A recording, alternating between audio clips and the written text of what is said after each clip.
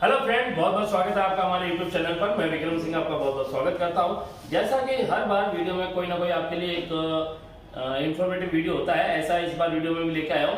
इस बार हम इस वीडियो में इन्वर्टर एसी की आउटडोर पीसीबी में जो पावर रिले दिया होता है और उसके साथ जो पीटीसी लगा होता है वो क्यों दिया होता है उसके बारे में इस वीडियो में हम जानेंगे, ताकि जो रिपेयरिंग करते हैं पीसीबी ऑलरेडी, उनको थोड़ा सा इसके बारे में भी जानकारी हो और जो नहीं जानते वो भी इसके बारे में कुछ सीख सके इस वीडियो से। तो इस वीडियो में मैं आपको बताऊंगा कि पावर रिले जो दिया जाता है क्या हर बोर्ड में होता है और हर बोर्ड में क्या पीटीसी लगा होता है, पीटीसी का क्या काम होता है, उसे क्यों दिया जाता है, पावर रिले क्यों दिया जाता है, ये कब ऑन होता है, ये सब कुछ चीजें इस वीडियो में हम जानेंगे। और उससे पहले अगर अभी तक आपने हमारा चैनल सब्सक्राइब नहीं किया है तो हमारा चैनल सब्सक्राइब कर लीजिए। वीडियो पसंद आए तो लाइक कीजिए, शेयर कीजिए और कमेंट कीजिए।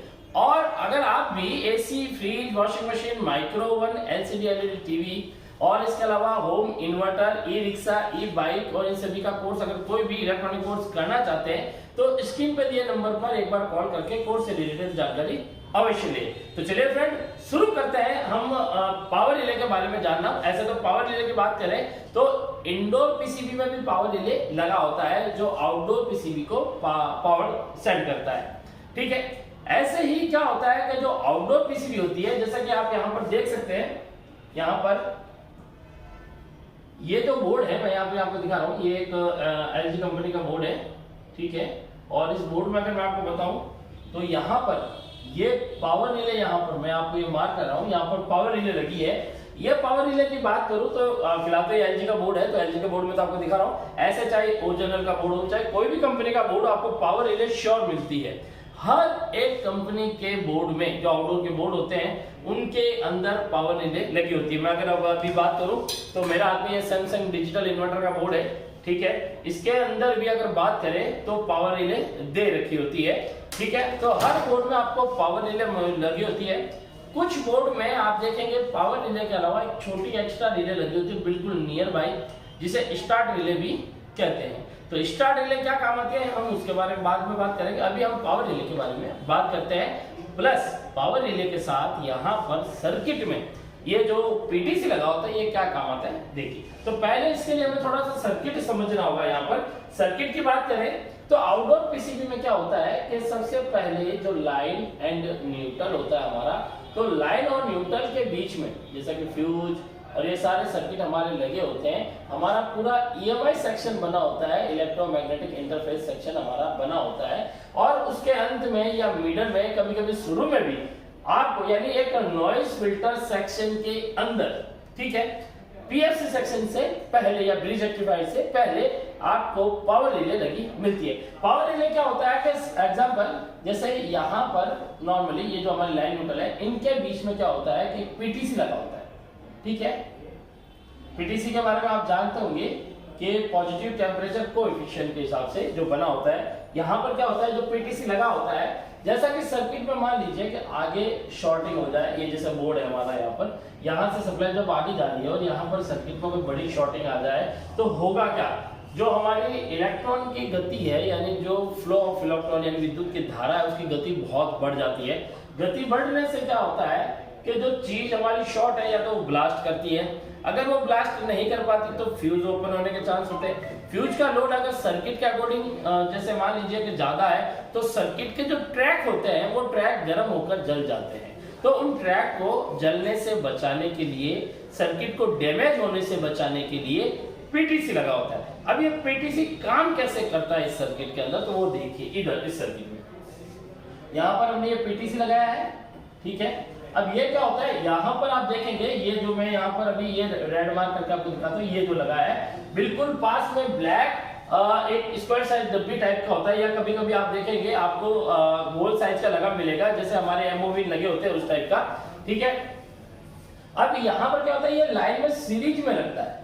अब सीरीज में क्या होता है, जब मान करंट गुजरता है तो एक नॉर्मल अवस्था में, नॉर्मल कंडीशन में ये इलेक्ट्रिसिटी हमारी गुजर जाती है, ठीक है। लेकिन मान लीजिए कि कहीं पर शॉर्टिंग है, मान लीजिए कि इसके बाद जो ब्रिज रेक्टिफायर लगा वो शॉर्ट है, तो क्या होगा कि इलेक्ट्रिसिटी गुजर रही है उसकी गति बहुत तेज हो जाती है, क्योंकि शॉर्टिंग में क्या होता है, एक फेस और एक न्यूट्रल आपस में शॉर्ट होता है, एक पॉजिटिव नेगेटिव आपस में शॉर्ट होता है, यानी जो शॉर्टिंग होती है वो पैरेलल कंडीशन होती है, यानी पॉजिटिव या फेस का जो साथ का सर्किट होता है वो उसके साथ शॉर्ट होता है। इसलिए शॉर्टिंग में क्या होता है कि इलेक्ट्रॉन को गुजरने की गति, मतलब एक रास्ता मिल जाता है, वो तेज गति से गुजरता है, इसके कारण ये सर्किट जलने के हमारे चांसेस है। तो यहाँ से क्या होता है, जब इलेक्ट्रिसिटी को मान लीजिए शॉर्टिंग है तो इलेक्ट्रिसिटी क्या होती है, बहुत तेजी से गुजरती है। जब वो तेजी से गुजरती है तो होता क्या है कि जो हमारा ये पीटीसी लगा है यहाँ पर, जो हमने यहाँ पर पीटीसी लगाया था, अब इस पीटीसी में से क्या होगा, जब इलेक्ट्रिसिटी गुजरेगी तो जब वो गति से गुजरेगी तो पीटीसी का क्या होगा कि टेम्परेचर अप होगा। जब ये टेम्परेचर अप होगा तो ये ऑलरेडी एक पॉजिटिव कंपोनेंट है, थर्मिस्टर है, तो यहाँ पर क्या होगा कि इसका रेजिस्टेंस भी पॉजिटिव की तरह अप होगा, यानी रेजिस्टेंस क्या होगा, हाई होगा। जब धीरे धीरे इसका टेम्परेचर हाई होगा, रेजिस्टेंस भी हाई होगा, तो वो क्या करेगा, रेजिस्टेंस जो होता है वो विद्युत की धारा के बीच में रुकावट पैदा करता है, ये आपने इसके बारे में पढ़ा होगा। तो यहाँ पर क्या होगा कि रेजिस्टेंस जैसे जैसे बढ़ेगा, ये पीटीसी क्या करेगा, इलेक्ट्रिसिटी की गति को बढ़ने नहीं देगा। इलेक्ट्रिसिटी की जो गति है, एम्पियर लोड है, वो धीरे धीरे बीच में क्या होगा, कंज्यूम होगा, हीट में परिवर्तित होगा। इससे क्या होगा, गति बढ़ नहीं पाएगी। अगर जो गति है, एम्पियर लोड है, वो नहीं बढ़ेगा तो ये जो हमारे ट्रैक होते हैं, जो हमारे सर्किट में ट्रैक बने होते हैं, ये गर्म नहीं होंगे, जिसके कारण इनके डैमेज होने के कंडीशन ना के बराबर रहते हैं। तो यहाँ पर क्या होता है, जो पीटीसी लगा होता है वो सॉफ्ट स्टार्ट के लिए लगा होता है। पीटीसी को हम सॉफ्ट स्टार्ट सेक्शन भी कहते हैं। तो यहाँ पर क्या होता है, जब एक नॉर्मल कंडीशन होती है, सर्किट में कोई प्रॉब्लम नहीं होती है, तो हमारे यहाँ पे जब ये यहाँ से जब पावर दिया जाता है एक फ्यूज से और एक न्यूट्रल से, तो जब ये पावर इसमें से गुजरता है तो ये गुजर के क्या करता है, जब इस सर्किट में से गुजरता है, पीटीसी के अंदर से गुजरता है, तो पीटी आगे जैसे नॉर्मल कंडीशन, तो पीटीसी में से क्या होता है, करंट घूमकर ब्रिज रेक्टिफायर से होकर कैपेसिटर पे पहुंच जाता है। कैपेसिटर पे जब ये सप्लाई पहुंचती है तो वहां से जाती है एसएमपीएस को, और एसएमपीएस यहाँ पे क्या करता है, उस 300 वोल्ट कैपेसिटर जो सप्लाई मिलती है उससे बनाता है एसएमपीएस की पावर सप्लाई। और एसएमपीएस पावर सप्लाई जब बनती है, वोल्टेज जब उनके 12, 15 और 5 वोल्ट बनते हैं, तो वहां से एमसीयू को सप्लाई मिलती है। फिर एमसीयू क्या करता है, अपने आप को डायग्नोसिस करता है, सब कुछ ओके होता है, तब वो क्या करता है कि एमसीयू यहां से पावर रिले को ऑन करने के लिए कमांड देता है, लेकिन यहाँ पर वो डायरेक्ट ऑन कर नहीं पाता, तो वो क्या करता है कि यहाँ से जो हमारी बाइपोलर आईसी लगी होती है 2003 या 6500, उसके थ्रू रिले को ऑन करता है। अब रिले क्या करता है, रिले क्यों लगा है यहाँ पर वो समझिए। यहाँ पर रिले लगाना इसलिए आवश्यक है क्योंकि यहाँ पर देखिए,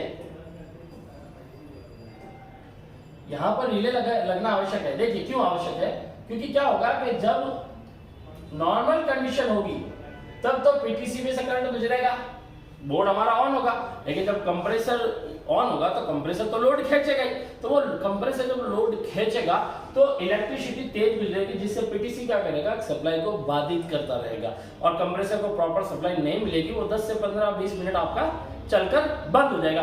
तो यहाँ पर क्या होता है कि कंपनी के थ्रू, मतलब जो जिन्होंने बोर्ड बनाया है, डेवलपर होते हैं, उनके थ्रू एक चीज सोची गई कि यहाँ पीटीसी को बाईपास किया जाए, तो बाईपास करने के लिए उनको पावर रिले की आवश्यकता पड़ी। तो उन्होंने क्या करा, यहाँ पर पीटीसी के एक टर्मिनल, यानी एक टर्मिनल से दूसरे टर्मिनल पर पावर रिले को जोड़ दिया।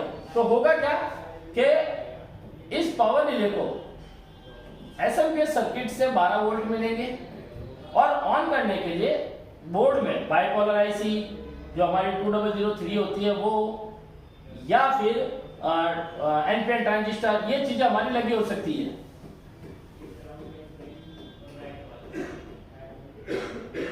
ठीक है, यहाँ पर ये बाइपोलर आईसी हमने लगा दी है।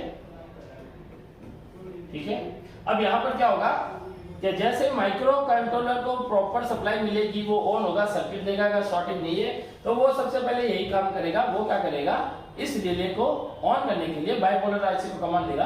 बाइपोलर आईसी क्या करेगी, टर्मिनल 2 और टर्मिनल 1 और टर्मिनल 2, तो एक तरफ उसको 12 वोल्ट मिलेगा, दूसरी तरफ से क्या होगा, उसको ग्राउंड मिल जाएगा, यानी नेगेटिव मिल जाएगा।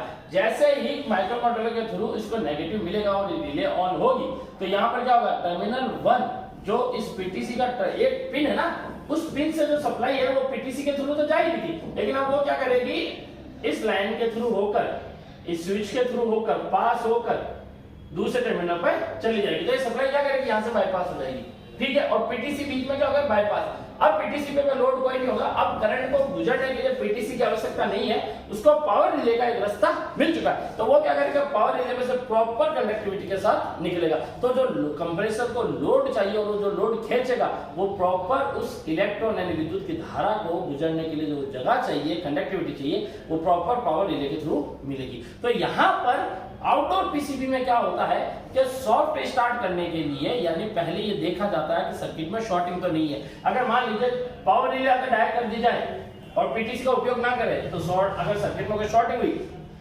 तो सर्किट हमारा डैमेज हो जाएगा। उस डैमेज से बचाने के लिए सॉफ्ट स्टार्ट के लिए पीटीसी लगाते हैं ताकि करंट की गति ना बढ़ सके। जब सर्किट में माइक्रो कंट्रोलर का सप्लाई प्रॉपर मिल जाएगी तब वो क्या करेगा, रिले को ऑन कर देगा।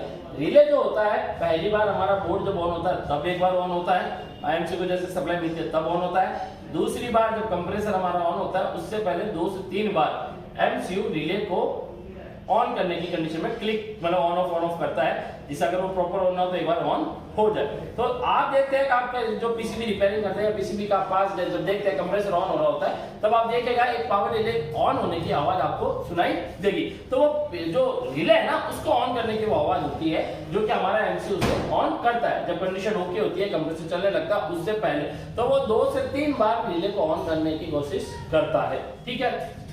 अब आप समझ गए होंगे कि रिले का उपयोग यहाँ पर क्यों किया जा रहा है। तो यहाँ पर पीटीसी का उपयोग किया गया सॉफ्ट स्टार्ट के लिए और पीटीसी को बाईपास करने के लिए उपयोग किया गया पावर रिले का। इसलिए आउटडोर के बोर्ड में आपको हमेशा एक पावर रिले लगी मिलती है। ये पावर रिले सप्लाई को पास करने के लिए ही लगी होती है।